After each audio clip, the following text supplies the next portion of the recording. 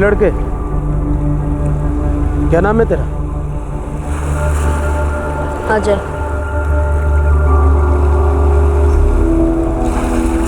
घर किधर है तेरा?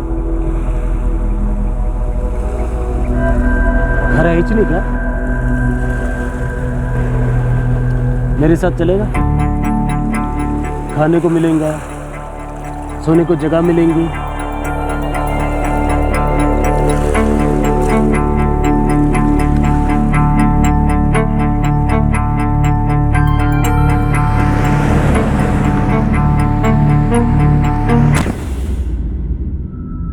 नायर साहब, हम पूरी कोशिश कर रहे हैं, आपका बेटा रवि जल्द से जल्द मिल जाएगा।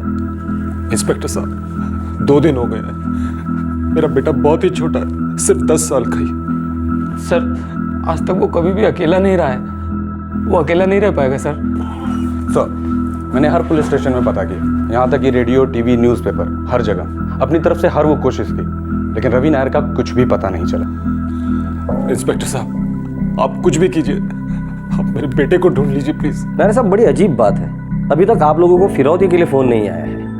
ठीक है, टेंशन मत लीजिए, 2 करोड़ की आबादी वाला शहर है हमारी मुंबई, वक्त तो लगेगा ही।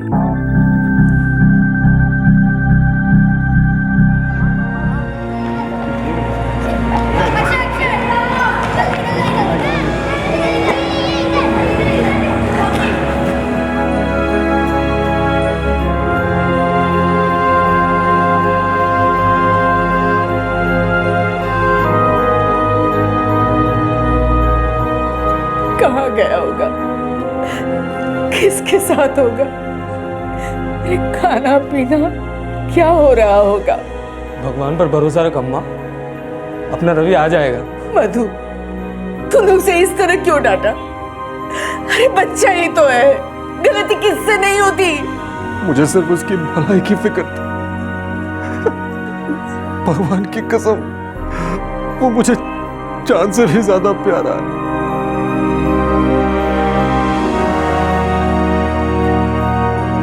दो करोड़ की आबादी वाले शहर मुंबई में अगर आप सिर्फ सड़क पर खड़े हो जाएं तो लोगों के धक्के आपको पता नहीं कहां से कहां पहुंचा सकते हैं। और यहां बात हो रही थी एक 10 साल के बच्चे रवि नायर की, जो घर से गायब हो गया था। किसी को अंदाजा नहीं था कि क्या उसका अपहरण हुआ है, ट्रैफिकिंग हुई है या क्या हुआ है। 2 दिन पहले 10 साल का रवि अपना घर छोड़कर चला गया था। आखिर क्यों?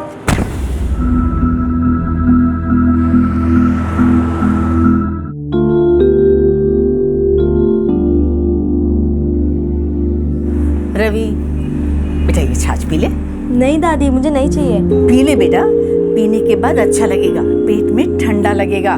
दादी मुझे ठंडा नहीं लगना है, मुझे नहीं पीना है बस।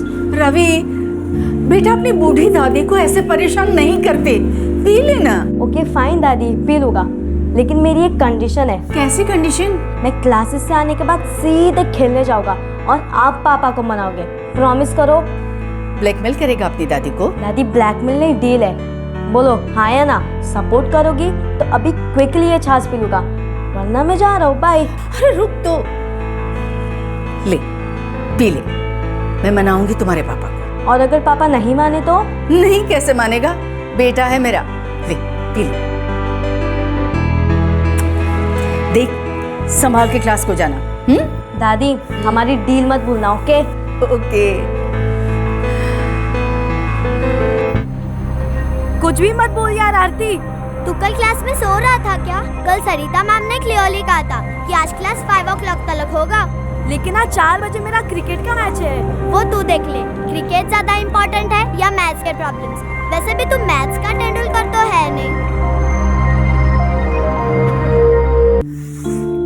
Fraction, parts of the whole. 1/2, 1/3, 1/4, 1/5। Fraction समझने के लिए हम शुरू करेंगे नंबर 1 से, उसके बाद हम हायर नंबर की तरफ जाएंगे। Okay ma'am? Yes Ravi. Ma'am क्या आज हमारी क्लास 5 बजे तक होने वाली है? बिल्कुल लेने वाली है, और आपको मैंने ये बात कल क्लास की एंडिंग में बताई थी ना। लेकिन शायद तुम्हारा ध्यान तो घर जाने पर था। तुम्हें 5 बजे तक बैठने में कोई प्रॉब्लम है? नो मैम, कोई प्रॉब्लम नहीं है। चलिए, अब ये 1/2। इमेजिन करो कि ये सर्कल 1 है और ये इसका हाफ है, तो इसका 1/3 क्या होगा? मैम यस रवि बोलो, 1/3 क्या होगा? मैम क्या मैं आज घर जल्दी जा सकता हूँ? वो क्या है ना, मेरी दादी का उपवास है तो मुझे उन्हें मंदिर लेके जाना है। उन्होंने मुझे कहा भी था कि मैं आज घर जल्दी आ जाऊँ बाय 3:30। सच बोल रहे हो? गॉड प्रॉमिस मैम, मैं सच बोल रहा हूँ। Okay go. Thank you ma'am. चौथी कक्षा का विद्यार्थी रवि पढ़ाई में काफी तेज था और खेल में भी उतना ही तेज। ज्यादातर हिंदुस्तानी बच्चों की तरह रवि की जान भी क्रिकेट में ही अटकी थी। ट्यूशन क्लास का एक एक्स्ट्रा घंटा उस दिन उसके क्रिकेट के प्लान को उथल पुथल करने वाला था और रवि किसी भी कीमत पर उस क्रिकेट मैच को मिस नहीं करना चाहता था।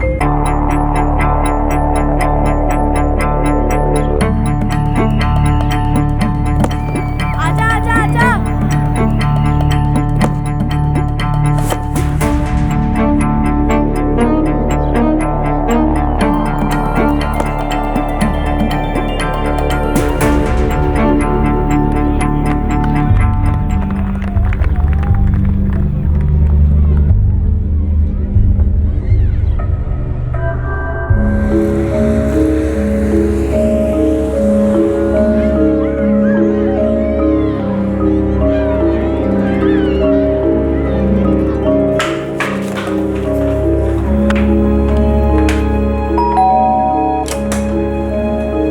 हाँ बेटा। अंकल, रवि अपना कंपास बॉक्स भूल गया था। लेकिन रवि कहाँ है? वो तो उसकी ग्रैंडमदर के साथ गया है ना अंकल, टेंपल गया है। क्या? हाँ अंकल, रवि ने तो सरिता मैम को ऐसे ही कहा था। वो तो क्लासेस से 3:15 को ही निकल गया था। क्या कह रहे हो तुम? पर उसकी दादी तो अभी अभी गई है 4 बजे अकेले। मुझे ये सब नहीं मालूम, मुझे जाना है। बाय।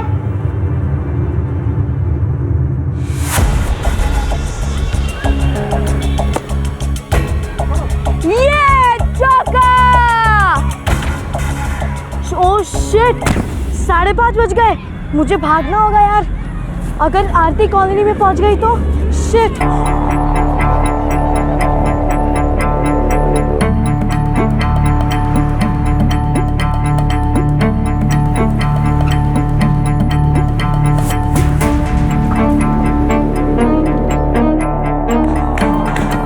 आरती, तू कब आई? मैं तो कब की आ गई। मेरे घर वालों ने तुझे देखा तो नहीं ना? हाँ, मैं तेरे घर पे गई थी। पागल हो गई है क्या तू? मेरे घर क्यों गई थी? अरे तू तेरा कंपास बॉक्स क्लास में भूल गया था तो रिटर्न करने गई थी। मेरे घर पे कौन था? मेरे पापा तो नहीं थे ना? अंकल ही थे, मैंने बॉक्स उन्हीं को दिया। मर गया मैं।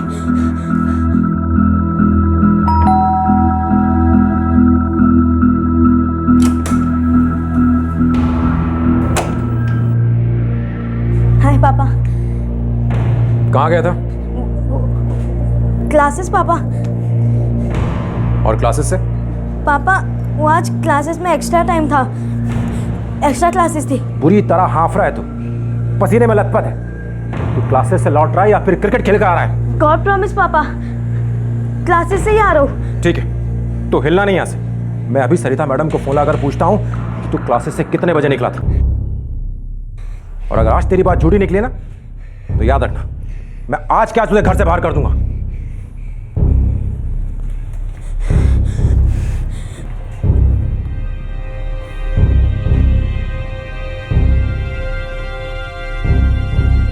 हाँ सरिता मैडम नमस्कार, मैं मधुसूदन नायर बोल रहा हूँ, रवि नायर का फादर। यस मिस्टर नायर बोलिए। Madam if you don't mind, एक बात पूछनी थी आपसे। श्योर। आपके यहाँ कुछ एक्स्ट्रा क्लासेस थी आज 5 बजे तक? जी था। रवि कितने बजे निकला क्लासेस से? रवि तो 3:15 को ही निकल गया था और बोल रहा था कि उसे अपनी दादी के साथ मंदिर जाना है। ऐसा कहा उसने? कह रहा था कि आज उसकी दादी का उपवास है और उनके साथ उन्हें 4 बजे तक मंदिर जाना ही जाना है। Thank you so much.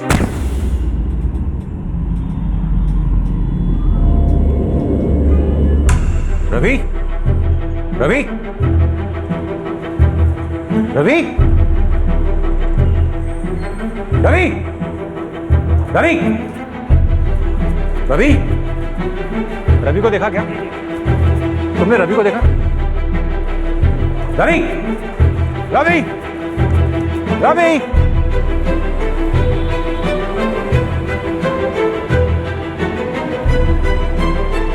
नहीं अंकल, रवि तो यहाँ नहीं आया था। वो आया था अंकल, थोड़ी देर खेल रहा था, फिर एकदम टेंशन में आया और गेम के बीच भागकर बोला कि घर जाना है।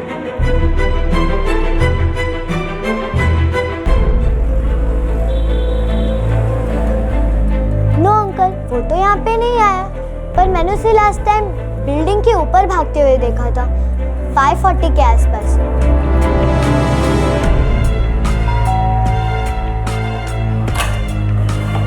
हाँ जी मैं रवि का फादर हूँ। आपके बेटे अजय का क्लासमेट हूँ। अब अजय है घर में? हाँ है ना, कोई बात है क्या? मेरा बेटा रवि आया था क्या यहाँ पे? रवि तो यहाँ नहीं आया है, हमारा स्कूल 1:30 को ही खत्म होता है। उसके बाद वो अपने घर गया और मैं अपने घर। पूरी कॉलोनी में ढूंढ लिया, सबके घर देखा है, पर रवि कहीं नहीं मिला। मैं तो उसके स्कूल के सारे फ्रेंड्स के घर आया, पर मंदिर का पुजारी पहचानता उसे, बोला आज रवि मंदिर भी नहीं आया। उसने आज झूठ बोला था ट्यूशन क्लास में, और झूठ बोल करके वो क्रिकेट खेलने चला गया। मुझे बहुत गुस्सा आया, मैंने उसे डांट दिया। अभी झूठ बोलना भी कोई अच्छी बात है? बच्चा है, बचपन में हम सबने झूठ बोले होंगे। हे भगवान, कहाँ गया होगा हमारा बच्चा?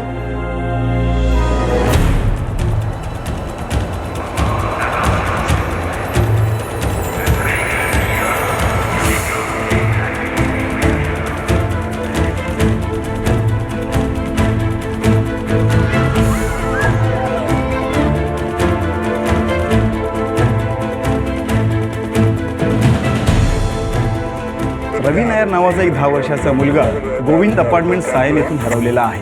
रंग गोरा, उंची 4 फूट 7 इंच। जर तो कोणालाही सापडला तर ताबडतोब जवळच्या पोलीस स्टेशन संपर्क साधावा। हमारे घर का इकलौता बच्चा है सर। माँ कहाँ है उसकी? उसकी माँ नहीं है, 3 साल पहले एक्सीडेंट में गुजर गई। इंस्पेक्टर साहब, वो बेटा है मेरा, मैं उसे डराना नहीं चाहता था। मैं सिर्फ उसकी झूठ बोलने की आदत छुड़वाना चाहता था। एक्चुअली में सर, हमारा जो रवि है ना, एक ब्रीदिंग प्रॉब्लम है, डेलिकेट हेल्थ है, लेकिन उसको तो ऑल द टाइम खेलना है, इसलिए हम सब लोग उसको लेके बहुत केयरफुल रहते हैं। सर, उससे वैसे सब कुछ अलाउड है, लेकिन लिमिट में। हे भगवान, कहाँ होगा हमारा बच्चा? वो बहुत भोला है। सर, मैंने उसके फोटोज सभी पुलिस स्टेशन में भेज दिया है और पैम्पलेट भी बहुत जल्द बन जाएंगे। अरे साहब, आपका कोई दोस्त है यहाँ जिनके घर पर वो जा सकता है? ऐसा कोई दोस्त होता तो उसका फ़ोन अब तक आ गया होता मुझे। और मैं यहाँ नहीं रहता हूँ, मैं दुबई में रहता हूँ, और यहाँ सिर्फ 3-4 हफ्ते के लिए आता हूँ अपने बेटे से मिलने के लिए। तो यहाँ किसके साथ रहता है वो? जी, वो मेरे भाई और भाभी के साथ रहता है। सर, मेरा नाम वेणु है और ये मेरी वाइफ गीता है। हम दोनों की मदर भी हमारे साथ रहती है। सर, रवि हमारे लिए अपने बेटे जैसा है। देखिए नायर साहब, हम सुबह तक इंतजार करेंगे, शायद रवि अपने आप चला आए। मुझे पता है अब आज की रात आप सभी के लिए बहुत मुश्किल की रात होगी।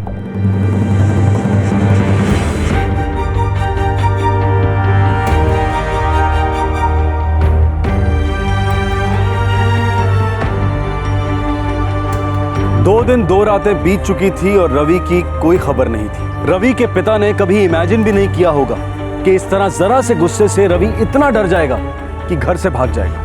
और रवि के पिता का गुस्सा दरअसल गहरी फिक्र से उभरा था जो रवि की तबीयत को लेकर था। अब एक बहुत बड़ा सवाल दर्द और डर की दस्तक दे रहा था। रवि कहाँ था? क्या ये 10 साल का बच्चा अपने आप घर लौट पाएगा?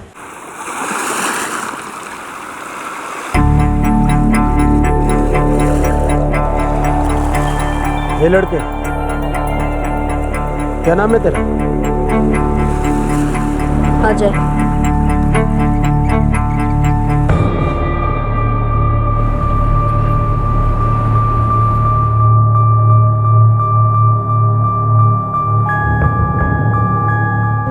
ओम भूर्भुवस्वः तत्सवितुर्वरेण्यं प्रचोदयात्।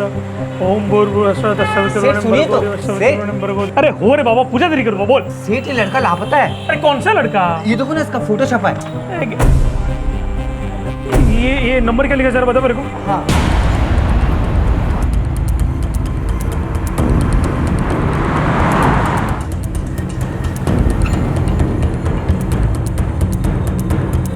इधर आया था साहब। कब? अभी 3 दिन पहले। 10 अक्टूबर को? हाँ, यही रात को इधर ही बैठा था साहब। उसके हाथ में एक बैग भी था।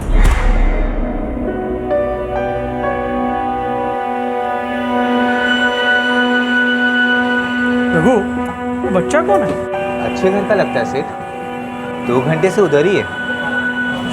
बाबा इधर क्या कर रहा है तू? कुछ नहीं। कुछ नहीं मतलब? पिछले 2 घंटे से तू एक ही जगह पे खड़ा है, क्या बात क्या है? भूख लगी है।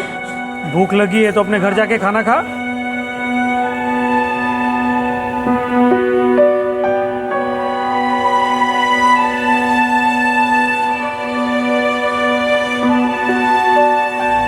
देवलास ना, हाँ अभी इधर से सीधा अपने घर जाने का, इधर उधर भटकने का नहीं, फालतू में किसी से मच करने का नहीं।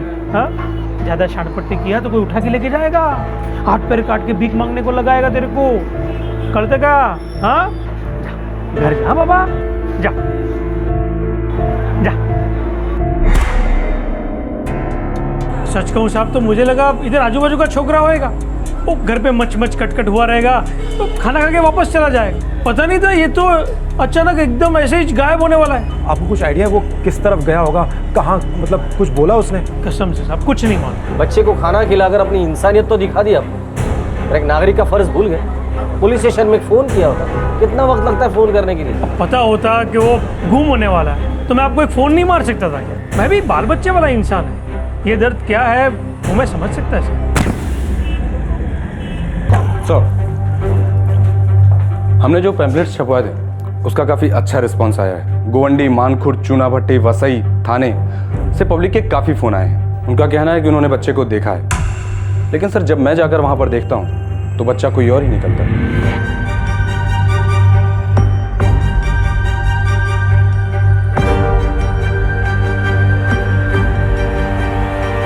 3 दिन हो गए, अभी तक नहीं मिला ये रवि नायर। मोरे, गुजरात, दिल्ली, एमपी और राजस्थान तीनों स्टेट के पुलिस कंट्रोल रूम को अलर्ट कर दो। मुझे डर है कि ये लड़का गलत हाथों में ना लग गया। सर और एक बात, सीएसटी और कुर्ला टर्मिनस के पिछले 3 दिन के सीसीटीवी फुटेज मंगवा लेना, शायद लड़का दिख जाए। ये लड़का या तो खुद घर छोड़कर भागा है या कोई भगाकर लेके गया है उसे।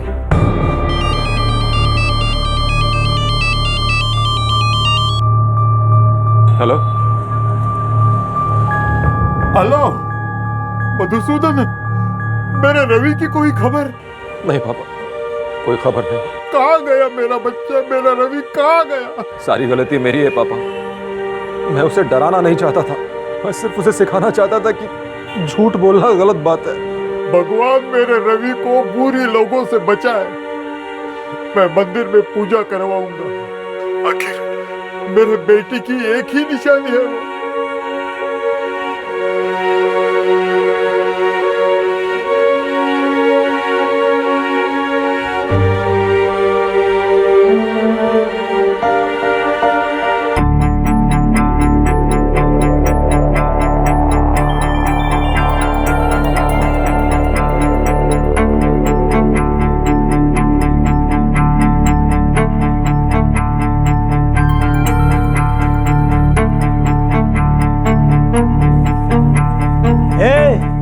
भरपेट खाओ, जितना मांगता है दबा के खाओ। ये ले खा, ये ले खा खा खा खा खा और फिर सो जाओ मस्त। कल अपन लोग बाहर जाएंगे।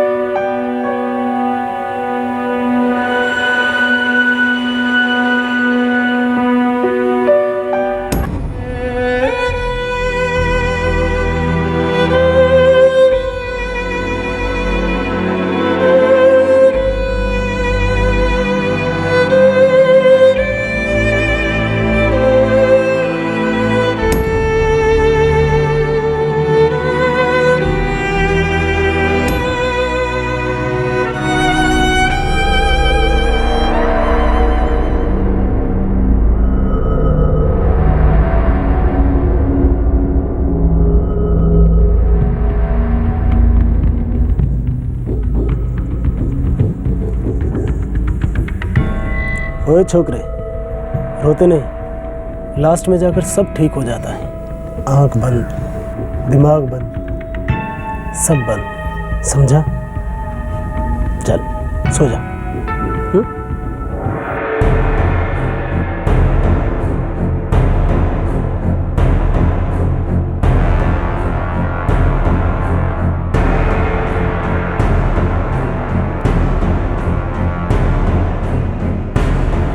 4 दिन हो गए, अभी तक एक भी लीड नहीं मिली हमें। सर रवि खुद अपने घर से भागा है। शायद वो अपनी असलियत किसी को बता ही ना रहा हो, या तो हो सकता है कि वो डर गया हो कि कहीं कोई उसके घर वापस न पहुंचा दे, या तो जानबूझकर छिप रहा हो। सर जो भी हो, पर उस 10 साल के बच्चे के दिमाग में आखिर चल क्या रहा होगा?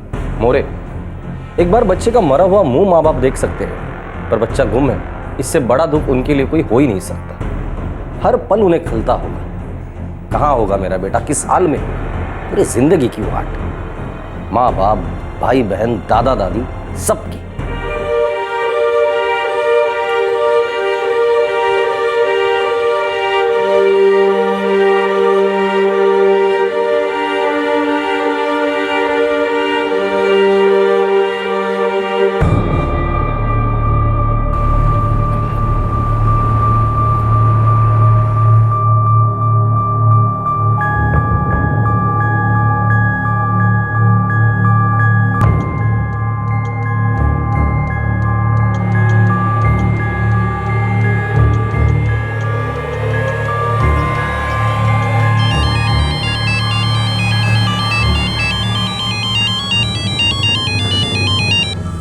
हेलो, क्या ये मिस्टर मधुसूदन नायर का नंबर है?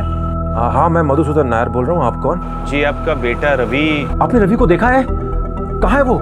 बोलिए बोलिए। देखिए, मेरा नाम गौतम मेहता है, मैं एक सेल्समैन हूँ। मैं अभी सूरत गुजरात से लौट रहा हूँ बस से। अच्छा, लेकिन आपने रवि को कहाँ देखा है? सूरत में या फिर बस के अंदर? वो आज मैं सूरत की एक फैक्ट्री में गया था, कॉल्थ हाउस फैक्ट्री से। शायद मैंने इस लड़के को वहाँ पे देखा है। लेकिन अब सूरत में किस फैक्ट्री में देखा? आपने कहाँ देखा उसे? वनराइट टेक्सटाइल। वनराइट टेक्सटाइल, ठीक है, थैंक यू सो मच। कहाँ है वो? सूरत में।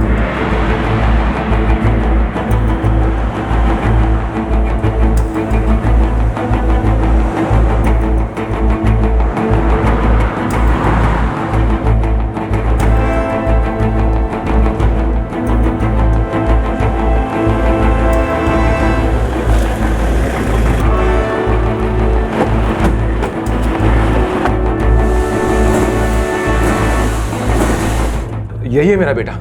लेकिन इसे तो हमने पहले कभी नहीं देखा। गौतम मेहता, अंबर क्लोथिंग्स मुंबई का सेल्समैन आपके यहाँ कॉल पर आया था, उसने देखा है इसे। कहाँ देखा है? आप ही की फैक्ट्री में देखा है, और जब वो वापस लौट रहा था बस में, उसने गुमशुदा का पोस्टर देख करके मुझे तुरंत फोन किया था। देखिए, मैं आपकी तकलीफ समझ सकता हूँ, लेकिन हमारी कंपनी बहुत ही जानी मानी और कायदे कानून से चलने वाली कंपनी है। हमारे यहाँ कोई भी बच्चा काम नहीं करता है, और ना ही पहले कभी करता था। नहीं, हम वो नहीं कह रहे।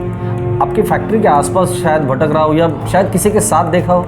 हाँ, हमारी फैक्ट्री के पास एक चाय की दुकान है, एक बच्चा वहाँ पर काम करता है, आप वहीं जाकर देख लीजिए, शायद आपको मिल जाए। अगर आपको मेरी फैक्ट्री की तलाशी लेनी है तो मुझे कोई दिक्कत नहीं है, लेकिन खामखा आपका टाइम वेस्ट होगा। हमारे यहाँ कोई भी बच्चा काम नहीं करता।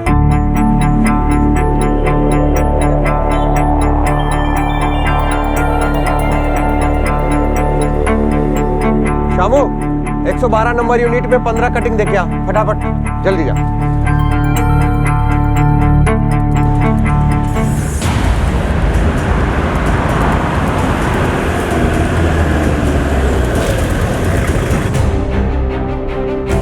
नहीं साहब, रवि नाम का कोई छोकरा मेरे यहाँ काम नहीं करता। जो छोकरा तुम्हारे यहाँ काम करता है उसका नाम क्या है? शामू। हाँ, तो शामू को बुलाओ, हो सकता है वही मेरा बेटा हो, उसने अपना नाम बदला हो। वो चाय देने गया, 10-15 मिनट में आ जाएगा सर।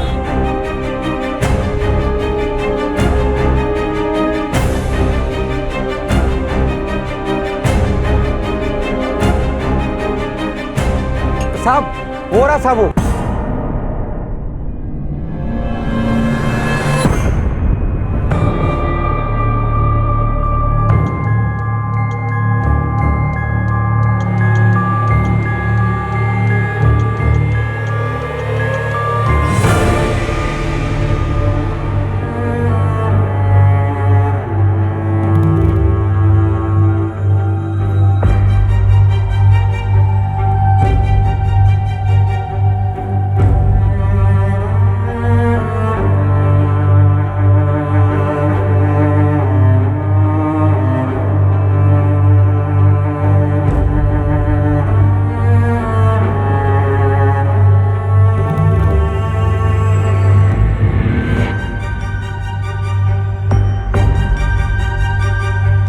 सर ये अजीब नहीं लगता कि कोई लड़का अपने घर का रास्ता भूल गया हो? और वो कई दिनों से लापता हो, और वो भी एक ऐसा लड़का जो 4th क्लास का स्टूडेंट है। बोल सकता है स्मार्ट। मोरे, अपना नेटवर्क एक्टिवेट कर दो। पूरे चांसेस है कि ये लड़का किसी रैकेट के हाथ में लग गया है। उसे जल्द से जल्द वहां से छुड़ाना चाहिए। बहुत हो गया अब। रवि को गायब हुए पूरे 12 दिन हो गए थे। ना तो पुलिस और ना ही रवि के परिवार के हाथ कोई ऐसा सुराग लगा था जो ये बता सके कि रवि कहाँ होगा और उसके साथ क्या हुआ होगा। भरपूर कोशिशें की जा रही थी, पैसा खर्च किया जा रहा था, लेकिन 12 दिन बाद भी नायर परिवार पर मायूसी और खौफ की घटाएं घनी होती जा रही थी। रवि के कभी ना मिलने की सच्चाई पूरे परिवार को खंजर की तरह चीर रही थी, और इस बेहद बेबस माहौल में अचानक उम्मीद ने एक हल्की सी दस्तक दी।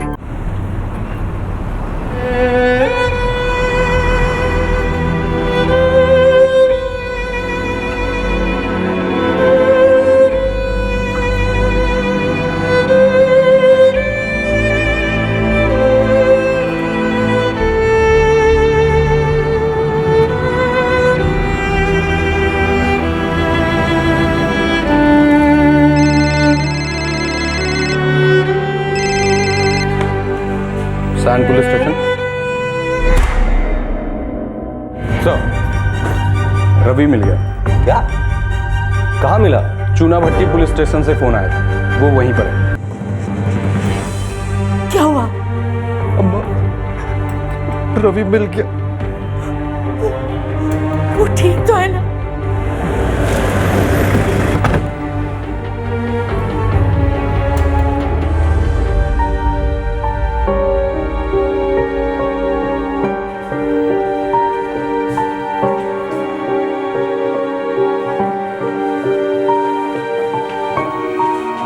रवि, बेटा रवि, इतने दिन कहाँ थे तुम? ये चूना भट्टी के रास्तों पर घूम रहा था। अपने एक ट्रैफिक हवलदार ने इसे पहचान लिया।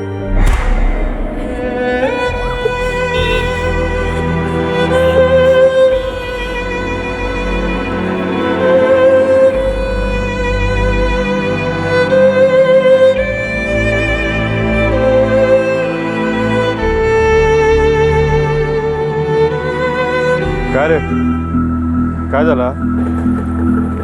अरे रडतो कशाला? बोल ना। मुझे घर जाना है। तो जा ना, इधर क्यों बैठा है?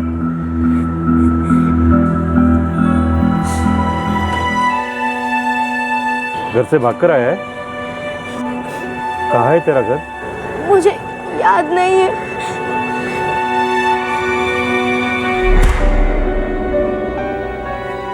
कांस्टेबल शिरके इसे यहाँ ले आए और हमने ताबड़तोड़ पहचान लिया ये सायन का केस है।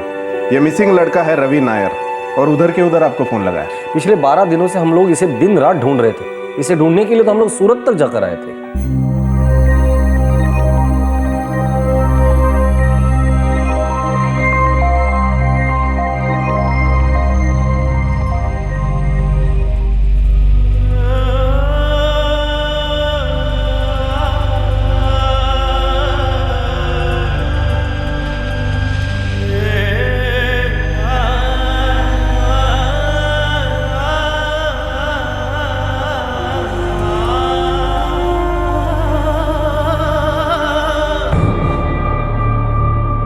रवि के मिलने के तुरंत बाद पुलिस ने रवि से ज्यादा सवाल जवाब नहीं किए कि वो इतने दिन कहां था, क्या कर रहा था। रवि से बात करने के लिए एक चाइल्ड काउंसलर की हेल्प ली गई। रवि से बात करने के लिए एक चाइल्ड काउंसलर की हेल्प ली गई। रवि ने उस काउंसलर को बताया कि वो 10 दिन माइकल नाम के एक आदमी और कुछ दूसरे बच्चों के साथ रह रहा था। रवि उन बच्चों के साथ खेलता था। कभी कभी माइकल उन्हें घुमाने ले जाता था, साइट सीइंग करवाता था। रवि को घर की याद तो बहुत आती थी, पर उसका डर बढ़ता जा रहा था कि उसके पापा, उसके फादर उसे बहुत डांटेंगे। और इसी याद में, डर में, ये मासूम 10 साल का बच्चा रो रो कर बेहाल था।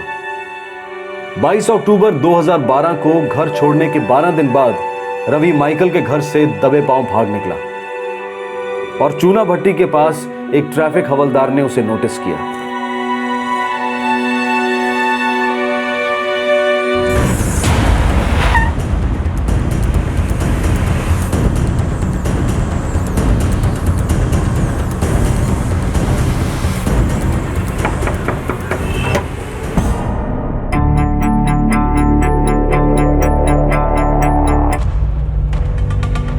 ये सभी बच्चे रवि की तरह गुम हुए बच्चे हैं इंस्पेक्टर।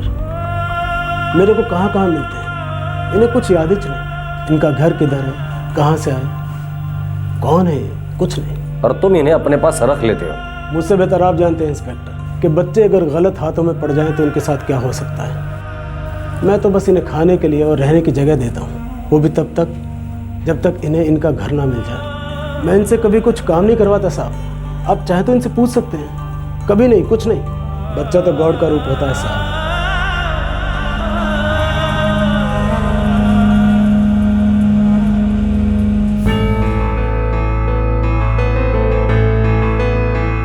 खा बेटा।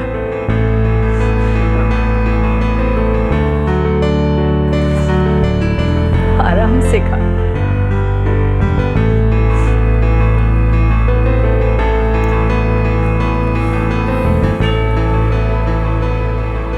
रवि, कभी कभी मुझे बहुत गुस्सा आता है, पर इसका मतलब ये नहीं है कि मैं तुमसे प्यार नहीं करता। मुझे गुस्सा आता है क्योंकि मैं तुमसे बहुत प्यार करता हूं और सबसे ज्यादा प्यार करता हूं। मुझे तो तुम में तुम्हारी अम्मा,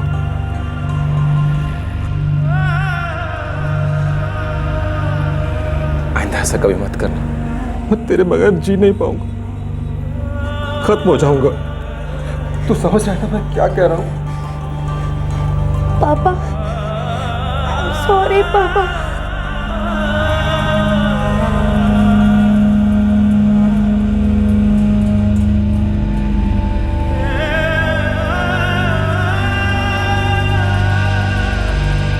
बारह दिन तक घर से बाहर रहने के बाद एक 10 साल का बच्चा अपने घर सही सलामत लौट आया।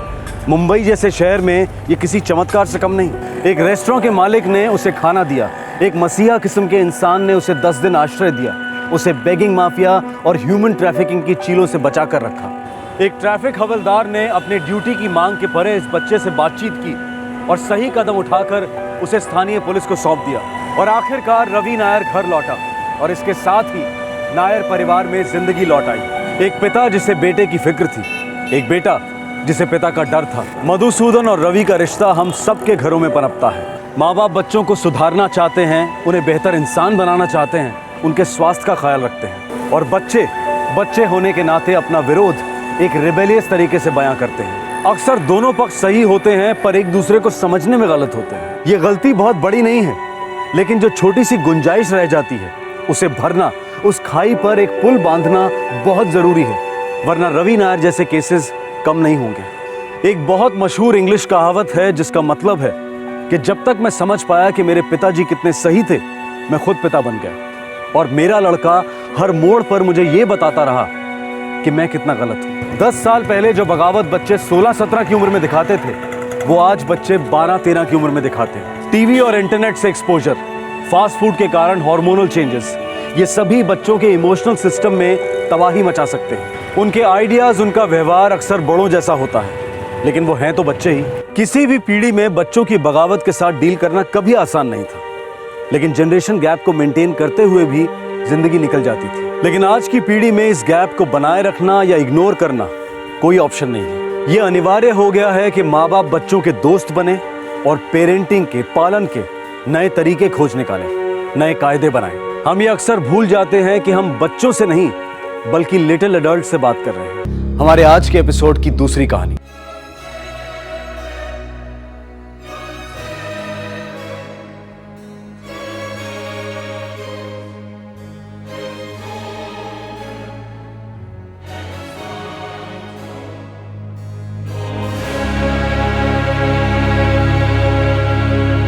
कहते हैं कि एक तस्वीर 1000 शब्द बयां कर जाती है।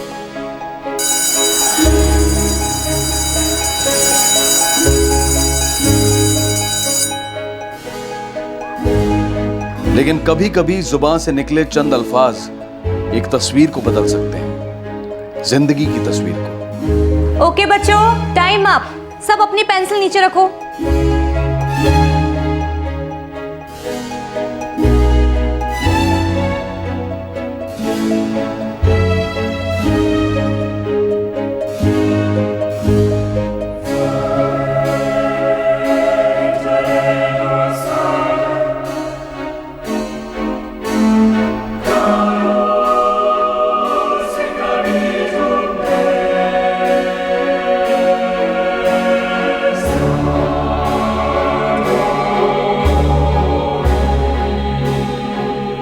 ये तेजस ने लिखा है?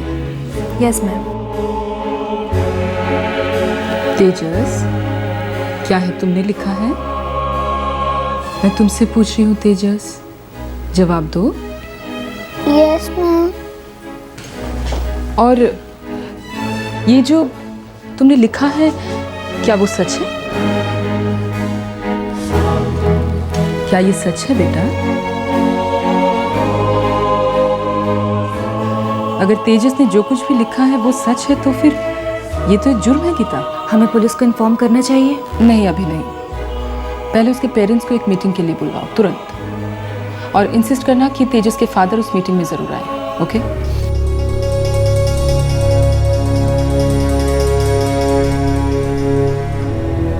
सेकेंड स्टैंडर्ड में पढ़ने वाले तेजस ने अपनी नोटबुक में कुछ ऐसा लिख दिया था जिसने उसकी टीचर और उसके प्रिंसिपल के रोंगटे खड़े कर दिए थे।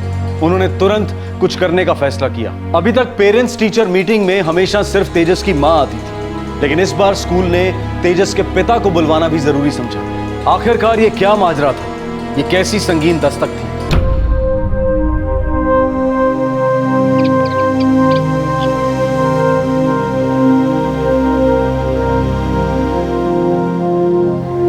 ये क्या है बेटा? तुम्हारी टीचर ने मुझे स्कूल क्यों बुलाया? तेजस, कुछ पूछ रही हूँ ना? और यहाँ लिखा है कि इस नोट पे तुम्हारे पापा का सिग्नेचर चाहिए। ऐसा क्यों बेटा? ठीक है, जब तुम्हारे पापा ये नोट पढ़ेंगे तो उन्हीं को बताना।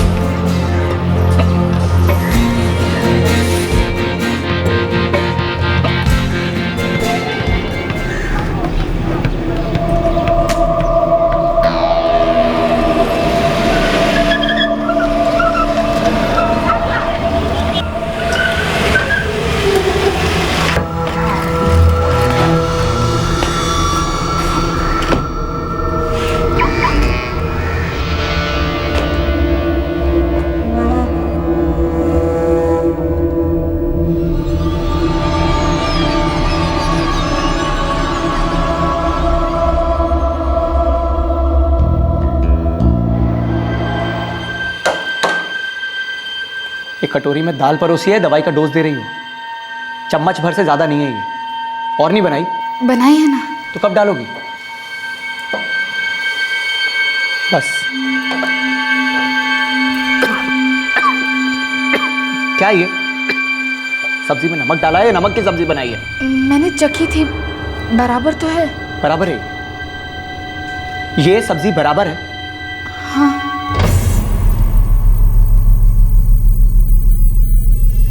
लेखा, नमक ज्यादा है कम?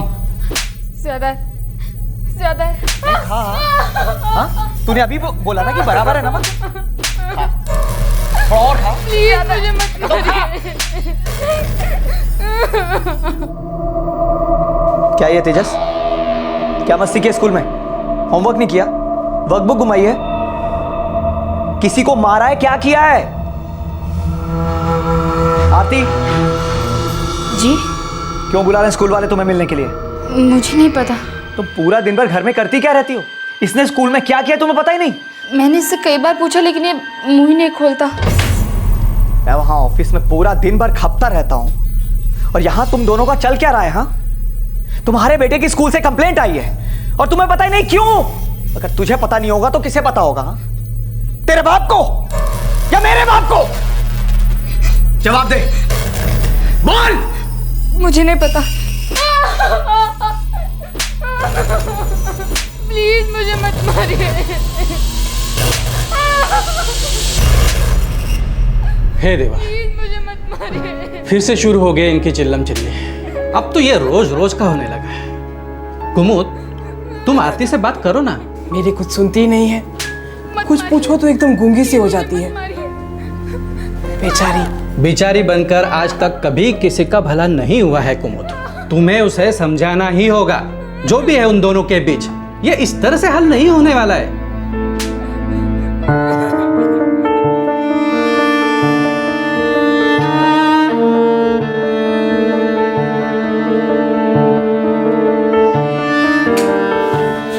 मम्मी प्लीज लाइट मत बंद करो ना, मुझे डर लगता है। बेटा अगर मैं लाइट बंद नहीं करूंगी तो तेरे पापा आके कर देंगे। सो जा।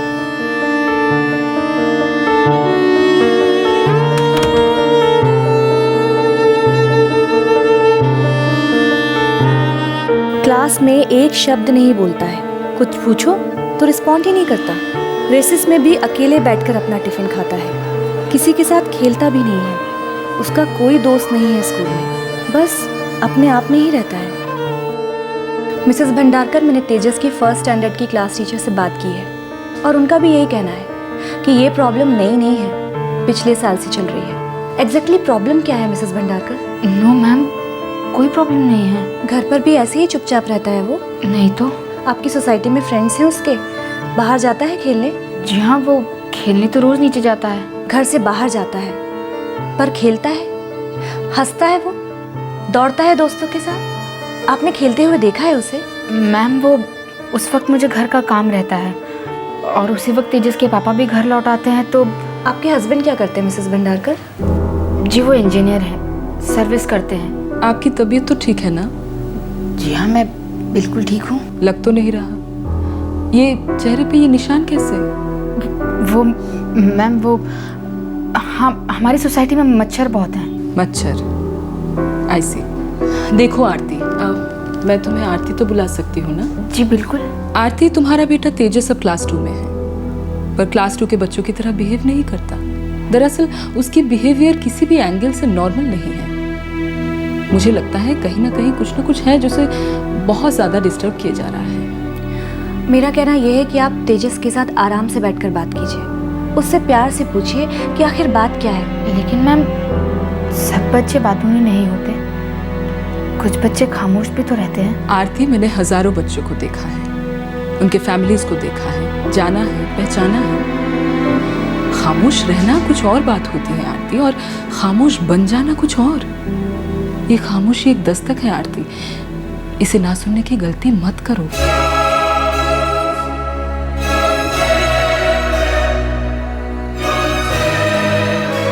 तेजस को जरूर कोई तकलीफ थी, उसका बिहेवियर नॉर्मल नहीं था। इस हद तक अटपटा था कि हर किसी को दिखाई दे रहा था। लेकिन तेजस के अलावा किसी को नहीं मालूम था कि तेजस इतना डरा हुआ, इतना खामोश क्यों रहता है। पर एक और इंसान था जिसे शायद इस प्रॉब्लम की जड़ का आभास था, और वो थी तेजस की माँ आरती। लेकिन वो तेजस की क्या मदद करती, कैसे करती?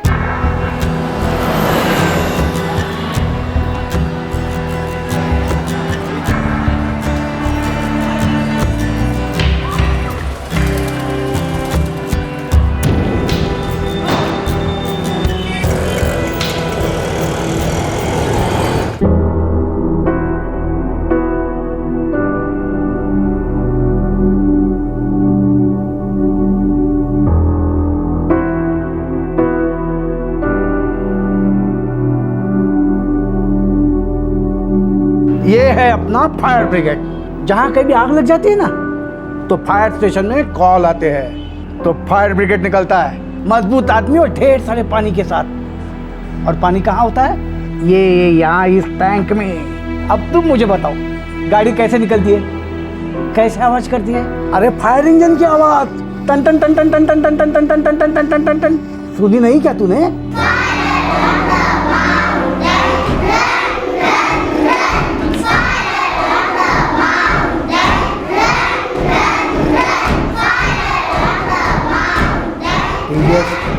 जल्दी जल्दी जल्दी, फायर ब्रिगेड को बाहर निकालो तेजस। आग को बुझा दो तेजस, आग को बुझा दो, आग को बुझा दो तेजस। तेजस तेजस तेजस बेटा, क्या हुआ बेटा? नाना, अब कभी नानी को मारते हो? सही बेटा, कभी नहीं।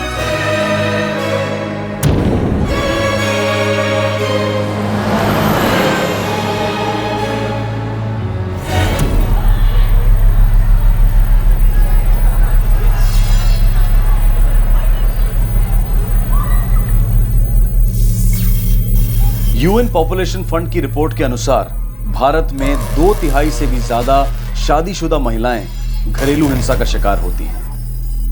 भारत में 19 और 49 वर्ष के बीच की 70% शादीशुदा औरतें पति के हाथों हिंसा और इच्छा के विरुद्ध जबरदस्ती संभोग का शिकार होती हैं। बिहार, यूपी, एमपी और उत्तर भारत के अन्य राज्यों में हर दूसरी महिला ने जीवन में कभी ना कभी घरेलू हिंसा भुगती है। हमारे देश में रिकॉर्ड किए गए और अनुमानित मेडिको लीगल केसेस के 53% केसेस घरेलू हिंसा के पाए गए हैं। क्यों? क्या इसलिए क्योंकि अधिकतम औरतें आर्थिक रूप से पुरुषों पर निर्भर हैं? क्या इसलिए कि लगातार मानसिक और शारीरिक हिंसा के कारण औरतों का आत्मसम्मान पूरी तरह से टूट जाता है और वो वाकई अपने आप को इज्जत और गरिमा के लायक समझना बंद कर देती है? या फिर सामाजिक दबाव और बच्चों के भविष्य की चिंता औरतों को ये हिंसा सहने पर मजबूर करती है?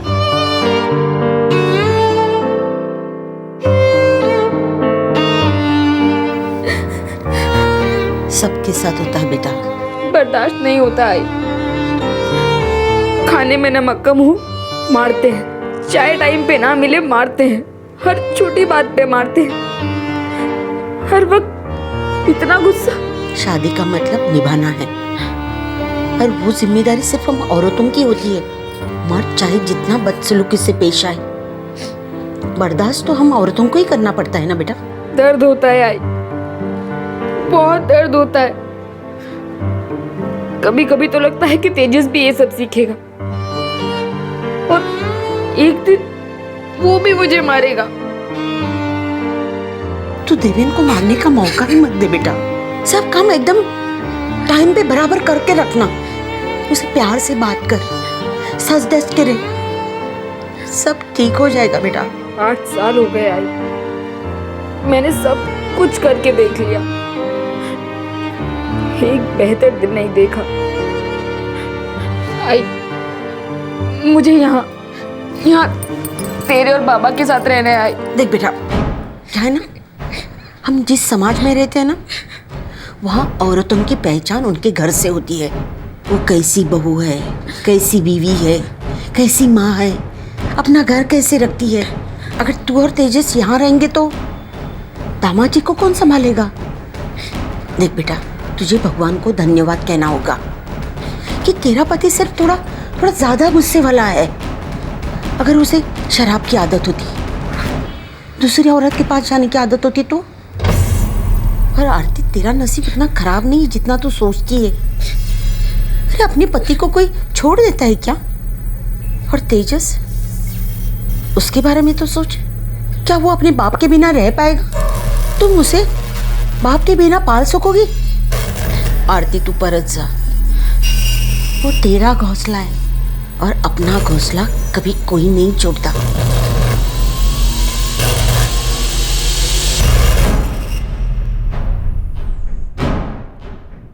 प्लीज मुझे मत मारिए। देवेन प्लीज। एक काम तक ठीक से नहीं आता तुझे करने के लिए। क्या देख रही है? इधर नहीं, इधर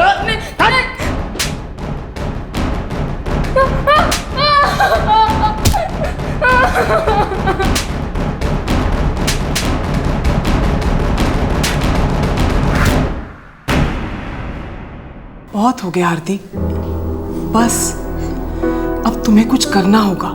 देखो, बुरा मत मानो, लेकिन तुम्हारा पति ठीक नहीं है। उसका दिमाग ठिकाने पर नहीं है, उसका इलाज करवाना जरूरी है। आरती, कुछ तो बोलो, ऐसे चुप मत बैठो। चुप रहने से कुछ भी नहीं बदला है, कुछ भी नहीं बदलेगा। क्या बोलूं कुमुत्ता, क्या करूं? वैसे ही मुझे हर छोटी से छोटी बात पर मारते हैं। अगर मैंने ये कहा कि आपको मेंटल ट्रीटमेंट की जरूरत है तो वो सर फोड़ देंगे मेरा। तो छोड़ दो उसे, तेजस के लिए, अपने आप के लिए। छोड़कर कहाँ जाऊंगी कुमुत्ता? मेरे आई बाबा कहते हैं कि यही मेरा घर है, मेरा पति मेरा परमेश्वर है। मैं आई बाबा के घर तो नहीं जा सकती, तो फिर मैं रहूंगी कहाँ? और तेजस, उसे कैसे पढ़ाऊंगी? खर्चा कैसे चलेगा? आरती, घर जैसे भी चलेगा, घर चलाने के लिए माल खाने से तो बेहतर ही होगा ना। एक बार घर से बाहर निकलोगी तो सब चीजों के हल मिल जाएंगे। क्या होगा, आधी रोटी खाओगी, तेजस म्यूनसिपैलिटी स्कूल में जाएगा, लेकिन वो जिंदगी इस जिल्लत भरी जिंदगी से तो बेहतर ही होगी ना। मैं सच कहती हूँ आरती, अगर तेजस इस माहौल में पला ना तो कल को उसकी बीवी भी इस तरह रोते हुए नजर आएगी। ताई सच कहूँ तो यही सोच सोच कर मेरे पैर कांप जाते हैं। एक कहावत है आरती, पैरों की ताकत खड़े होने पर ही पता चलती है। अगर तुम्हें तैरना है तो पानी में कूदना पड़ेगा।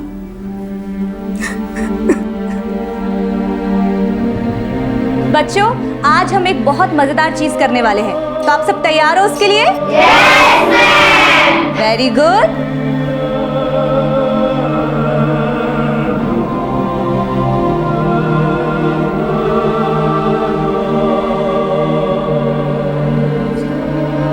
तेजस का पिता शराबी नहीं था, जुआरी नहीं था, व्यभिचारी नहीं था।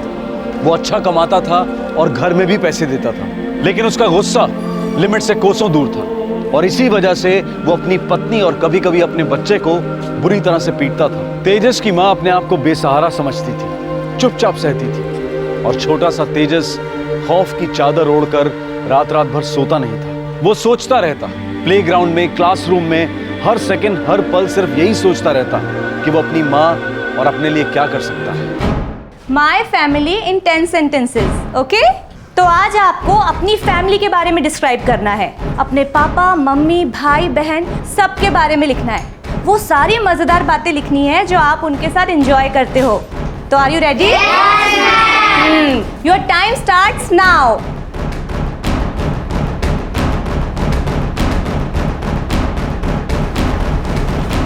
तेजस, क्या हुआ? इतना क्या सोच रहे हो? मैंने तुम्हें लिखने के लिए बोला है, बोलने के लिए नहीं बोला। यकीन मानो तुम्हें बहुत अच्छा लगेगा। चलो जल्दी से लिखो।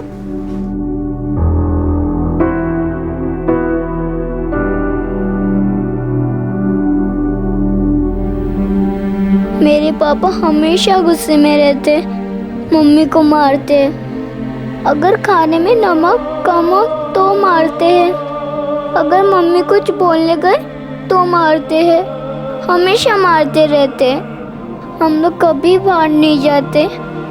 रीना और सपना और बाकी सब अपने मम्मी पापा के साथ जाते, पर हम नहीं जाते। मम्मी मुझे नाना नानी के घर ले गई थी। उन्होंने कहा बाबा का गुस्सा ज़्यादा नहीं है, सबके पापा ऐसे ही होते। पापा कभी कभी कहते कि वो गुस्सा नहीं होंगे, पर वापस गुस्सा हो जाते। अगर मैं उन्हें देख लूं तो भी मुझे मारते। रात में मुझे लाइट ऑन रखने नहीं देते। मुझे वर्ल्ड में सबसे ज्यादा डर मेरे पापा से लगता है। कहते हैं कि एक तस्वीर 1000 शब्द बयां कर जाती है, लेकिन कभी कभी जुबान से निकले चंद अल्फाज एक तस्वीर को बदल सकते हैं, जिंदगी की तस्वीर को। एक बच्चे द्वारा लिखे गए टूटे फूटे शब्दों ने एक जुर्म की दस्तक बयां की थी जो उसकी मासूम नजरों ने देखा था। अगर तेजस ने जो कुछ भी लिखा है वो सच है तो फिर ये तो एक जुर्म है गीता।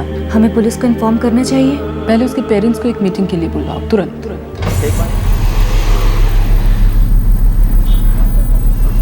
मुझे सच में नहीं मालूम क्या हुआ है। जो भी हो, एक बार ये स्कूल की मीटिंग हो जाने दो, तेजस की खाल उधेड़ के रख दूंगा। ठीक हो जाएगा, और तुम्हारी भी। माँ हो या मजाक हो तुम। तेजस, गो अपनी क्लास में जाकर बैठो। Geeta ma'am, I am sorry, ऐसा कभी नहीं लिखूंगा, पर प्लीज पापा को मत बुलाना। मैंने ये सब झूठ लिखा था। तेजस, आपने कोई गलत काम नहीं किया है, इसलिए डरो मत। पापा मुझे मारेंगे। नहीं मारेंगे तेजस, नहीं मारेंगे। हम आपके पापा से बात करेंगे, ओके? अभी जाओ क्लास में जाकर बैठो। मैडम, ये सच नहीं है। आरती, तुम बताओ ना मैडम को। यस मैम, वो तेजस को बस बढ़ा चढ़ाकर बोलने की आदत है। बच्चे हम बड़ों से अलग होते हैं। वो एक तस्वीर हूबहू वैसे उतारते हैं जैसे उनकी कोमल और मासूम नजरों को दिखता है। आपने कभी नोटिस किया है, बच्चे की झूठ हमेशा पकड़ी जाती है। उनके चेहरे उनके दिल के आईने होते हैं। उनकी हर हरकत सिर्फ एक सच बयां करती है, वो सच जो आप और हम जैसे बड़ी चालाकी से छुपा लेते हैं। आपको पता है, ये पढ़कर हमें सबसे ज़्यादा गुस्सा अपने आप पर आया कि इन 2 सालों में एक बच्चे पर हो रहे आतंक को हम रिकॉग्नाइज ही नहीं कर पाए। उसका गुमसुम रहना, उसकी खामोशी, ये सब हमें पुकार रही थी और हम सुन ही नहीं पाए।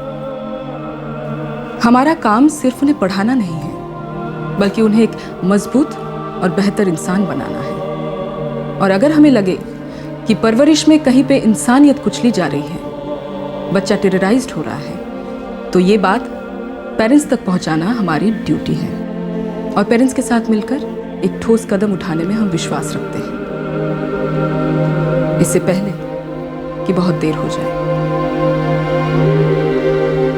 मेरी नज़र तेजस पर टिकी रहेगी और इसका मतलब ये है कि मैं पता करती रहूंगी कि क्लासरूम में क्या हो रहा है और घर पे क्या हो रहा है। और मुझे ये कहने की सोचना भी मत कि ये आपका पर्सनल मामला है। स्कूल का हर बच्चा हम सभी टीचर्स के लिए पर्सनल मामला है। तेजस जितना आपका बच्चा है, उतना ही मेरा बच्चा है।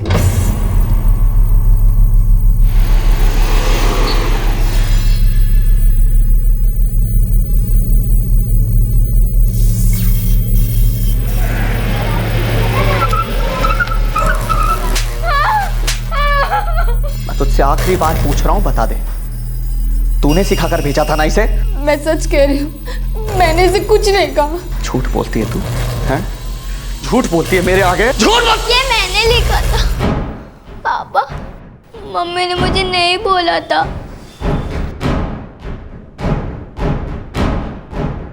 तेरी लोगों को बताएगी जाके, तमाशा दिखाती है। कहाँ जाएगी मैं भी देखता हूं तेरे को, जाकर दिखा।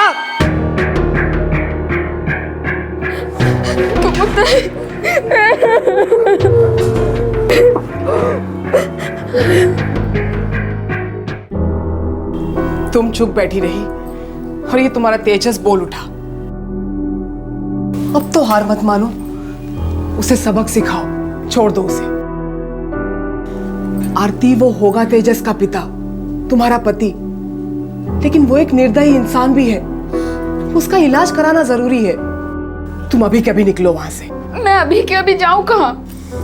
ज्यादा दूर नहीं, बस 4 कदम। 2 कदम अपने घर से बाहर और 2 कदम मेरे घर के अंदर। कुमुत्ताई, जब तक तुम्हारे आई बाबा को समझ आएगी तब तक शायद बहुत देर हो चुकी होगी। तब तक तुम मेरे यहाँ नए सिरे से जिंदगी शुरू करो, सब ठीक हो जाएगा। लेकिन हम देवेन को इस तरह नहीं छोड़ सकते, उसे बताना तो होगा।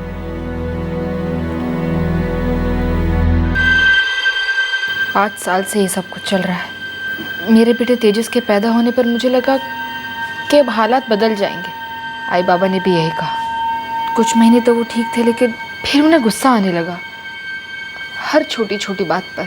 ड्रिंक्स लेते हैं आपके मिस्टर? बिल्कुल नहीं, बस चिड़चिड़ापन। बच्चे को भी पीटते? जी। मैं पिछले 5 साल से इनकी पड़ोसी हूँ। इनके घर में जो भी होता है मैंने सब देखा है। आरती की तरह ये बेचारा बच्चा तेजस भी बहुत बुरी हालत में है। ये बेचारा डर के मारे कभी कुछ बोल ही नहीं पाया।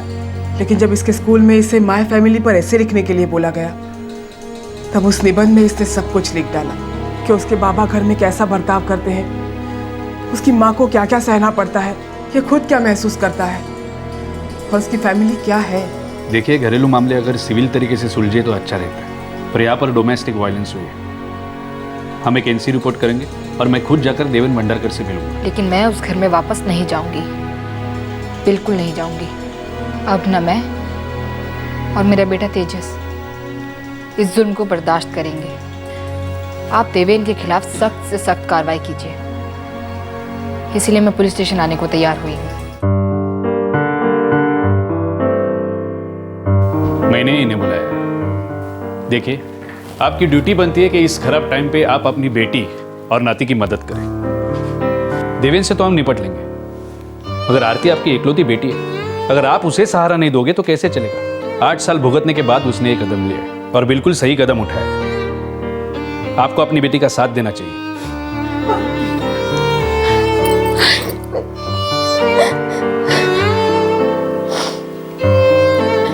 बेटे, हाथ दूर हो। टफ।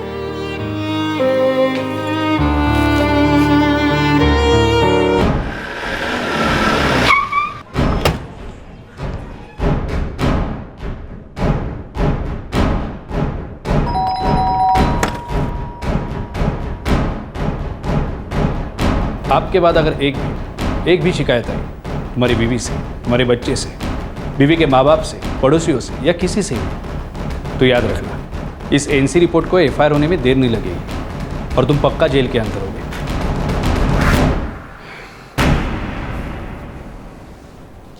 देवेन, तुम एक पढ़े लिखे इंसान हो, अच्छी खासी नौकरी है तुम्हारी, कोई बुरी आदत भी नहीं, सुशील बीवी है, फूल सा बच्चा है, फिर ऐसा कौन सा भूत सवार हो जाता है तुम पर?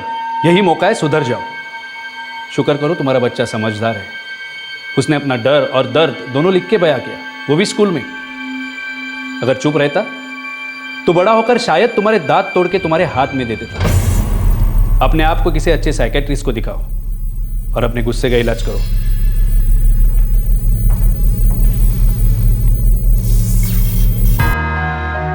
ये रही आपकी स्कूल बैग और ये वाटर बॉटल और ये तुम्हारा टिफिन, तुम्हारे मनपसंद आलू के पराठे। तेजस, बेटा ये लेटर अपनी पॉकेट में रख लो, ये अपनी टीचर को दे देना।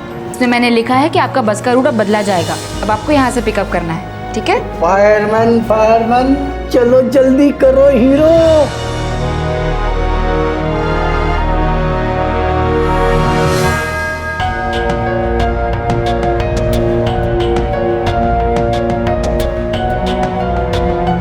आरती और तेजस अब आरती के माता पिता के साथ रहते हैं। दरअसल ये बहुत पहले ही हो जाना चाहिए था। देवेन अब टूटे हुए पुल दोबारा बनाने की कोशिश कर रहा है। दोनों परिवार उम्मीद कर रहे हैं कि शायद कोई समाधान हो, लेकिन आरती ने दृढ़ निश्चय कर लिया है कि अब वो घरेलू हिंसा नहीं सहेगी। ये हिंसा, ये पीड़ा इतनी लंबी चली कि आखिरकार उसने इसे खत्म करने का फैसला कर लिया। हम सब भी कभी बच्चे थे और लगभग हम सभी ने स्कूल में मेरी फैमिली के बारे में निबंध लिखा ही होगा। ये जानकर बहुत खुशी होती है कि एक छोटे से बच्चे द्वारा लिखे गए बेसिक रोजमर्रा के निबंध ने उसकी और उसकी माँ की जिंदगी को बदल दिया, उन दोनों को एक नया आयाम दिया। क्राइम पेट्रोल स्कूल को बहुत बधाई देता है और स्कूल के टीचर और प्रिंसिपल को सैल्यूट करता है, क्योंकि उन्होंने बच्चे के उस निबंध को सीरियसली लिया, उससे निकलती दस्तक को समझा। घरेलू हिंसा में सबसे ज्यादा बच्चों को सहना पड़ता है, हिंसा उन पर हो रही हो या घर के किसी और सदस्य पर। इसका साइकोलॉजिकल डैमेज बहुत सीरियस होता है। वो इस धारणा को मानते हुए बड़े होते हैं कि हिंसा हर करीबी रिश्ते का जायज हिस्सा है। ऐसे बच्चे बड़े होकर या तो खुद हिंसक डोमेस्टिक अब्यूजर बन सकते हैं, या फिर जब उन पर हिंसा हो रही हो तो वो उसे नॉर्मल समझकर चुपचाप सह भी सकते हैं। ध्यान रहे कि डोमेस्टिक वायलेंस से पीड़ित बच्चों के कई वार्निंग सिग्नल्स होते हैं। नींद में पेशाब का हो जाना, डरावने सपने आना, अविश्वास, दादागिरी करना, दूसरों से जुड़ने में तकलीफ महसूस करना, अपने परिवार वालों और दोस्तों को अपने से दूर रखना। बच्चों के फ्यूचर के लिए घरेलू हिंसा सहनी ही पड़ती है। ये एक बहुत बड़ी गलत धारणा है, एक बहुत बड़ा झूठ है। अपनी माँ को रोज पिटते हुए देखकर बड़ा होने से अच्छा है कि बच्चा एक सिंगल पेरेंट के साथ बड़ा हो। कुछ लोग शायद ये कहेंगे कि ये सारी बातें दूसरों को उपदेश देने में, सलाह देने में बहुत आसान है, बहुत अच्छी लगती हैं, लेकिन एक औरत के लिए अपने पति के घर को छोड़कर नए सिरे से अपनी जिंदगी शुरू करना बहुत मुश्किल है। पर आप देखिए तो, एक बच्चे के सिंपल से निबंध ने, सरल शब्दों में कहे गए उसके सच ने एक पीड़ित औरत को हिम्मत दी कि वो हिंसा की दहलीज को पार करे। अगर आप किसी भी ऐसी औरत से बात करके देखेंगे जिसने हिंसा के कारण बच्चों सहित घर छोड़ा हो, तो वो यही कहेगी, हाँ बहुत मुश्किल था लेकिन नामुमकिन बिल्कुल नहीं। इस तरह के और भी एपिसोड देखने के लिए हमारे चैनल को सब्सक्राइब करें और बेल आइकन दबाना ना भूलें।